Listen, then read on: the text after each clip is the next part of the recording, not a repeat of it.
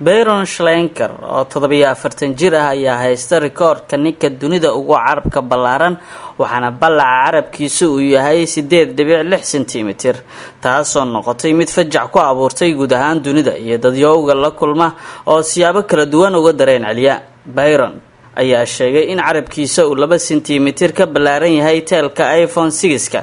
hase ahaatee arrinta xiisaha leh ayaa ah in hibadan Byron ay la wadaagto gabadhiisa Emily oo iyaduna rikoorka dhanka hablaha hogaaminaysa. Byron ayaa hibadiisa ogaaday isagoo ku sugan library ku yaala halka uu ka degan yahay xaafadda Syracuse ee magaalada New York, waxaana xilligaasi uu gabadhiisa ka caawinayay howlaha iskuulka, balse waxa uu si kadiisa gacanta ugu dhigay buug lagu daabaco dadka sita hibooyinka mucjisada ee dunida. waxaana markaasi rikoorka ninka dunida ugu carabka ballaaran haystay nin ka soo jeeda dalka Australia. waxaana intaasi kadib uu sheegay inuu ku soo laabtay gurigiisa isla markaana uu bilaabay inuu ka fikiro ballaca carabkiisa oo saacado ku mashquulay. hase ahaatee tilaabada uu qaaday ee ku aadan soo bandhiga ballaca carabkiisa waxa ay ku riixday guusha uu ku taamayay ee ahayd inuu rikoorkan hiigsado.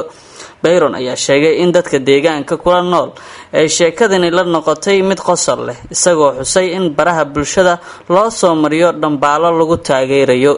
inantiisa Emily ayaa iyadana 7.3 cm oo ballaca carabkeedu yahay ku noqotay haweeneyda dunida ugu carabka ballaaran, iyadoo carabka ku dhufatay inay u riyaaqday hibadan rikoorka u gashay iyada iyo aabaheed Byron. sidoo kale xaaskiisa Vicky oo arrintan wax laga weydiiyay ayaa tilmaantay in qaar ka mid ah asxaabteeda ay kula kaftamaan ballaca carabka sayigeeda, waxaana intaasi ay ku dartay inay ku nool yihiin nolol farxad ay ku dheehan tahay iyaga iyo saddexdooda hablood ayna ku faanaan inay ku xusan yihiin buugga rikoorka caalamka.